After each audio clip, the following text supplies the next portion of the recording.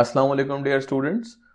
हम second year chapter number 4 के सिलसिले में शॉर्ट क्वेश्चंस हल कर रहे हैं, जिसमें आज का हमारे पास शॉर्ट क्वेश्चन है, how does nitrogen differ from other elements of its group. ये बात पहले भी हमें देखने को मिली है कि जो फर्स्ट मेंबर्स हैं, फॉर एग्जांपल बोरोन, वो अपनी फैमिली में थोड़ा सा डिफरेंट है। इसी तरह कार्बन भी। और आज का जो क्वेश्चन है वो यही है कि जो नाइट्रोजन है वो rest of the group member से किस तरह से मुख्तलिफ है। तो इस शॉर्ट आंसर को हम लेते हैं। वो कुछ यूँ है कि हमने 2-3 पॉइंट चुने हैं जो काफ़ी आसान है और इनको समझना भी आसान रहेगा। तो nitrogen is a gas while the other elements of the same group are solids. मतलब नाइट्रोजन जो है वो एक गैस है, जैसा कि आप यहाँ पर देख सकते हैं कि ये गैसियस फॉर्म में आपको मिल रही है नाइट्रोजन। नाइट्रोजन लिक्विड फॉर्म में भी हो सकती है, जिसको लिक्विड नाइट्रोजन कहते हैं, लेकिन बहरहाल जो उसकी नेचुरल स्टेट है दैट इज गैस। जबकि फॉस्फोरस, आर्सेनिक, एंटीमनी और बिस्मथ वो पाए जाते हैं सॉलिड स्टेट के अंदर। तो हमारा पहला जो पॉइंट हुआ वो ये कि गैस वर्सेस सॉलिड।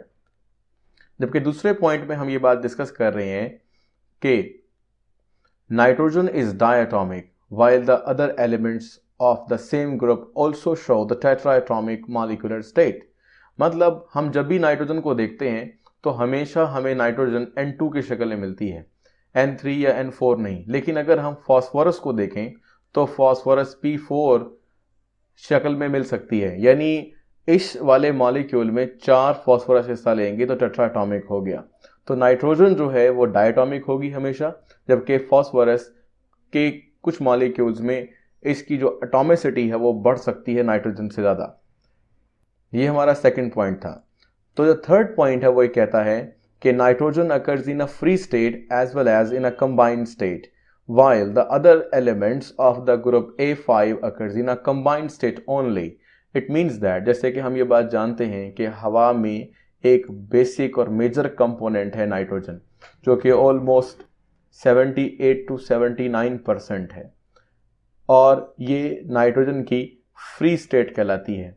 जबकि इसके मुकाबले में हम जानते हैं कि बाकी सारे सॉलिड्स हैं और वो अपने डिफरेंट कंपाउंड्स की शक्ल में पाए जा सकते हैं, जैसे मिसाल के तौर पर उनके क्लोराइड्स या ऑक्साइड्स या कार्बोनेट्स एट्सेट्रा। तो ये हमें मिलेंगे कंबाइंड स्टेट में ही, यानी फॉस्फोरस, आर्सेनिक, एंटीमनी, बिस्मथ ज़्यादातर हमें कंबाइंड स्टेट में ही मिलेंगे। मतलब फ्री स्टेट ऐसी नहीं है इनकी जैसे कि नाइट्रोजन की होती है। तो इस आंसर का जो थर्ड पॉइंट हुआ वो यही हुआ कि free state versus combined state. अब हम चलेंगे अपने सेकंड क्वेश्चन की तरफ।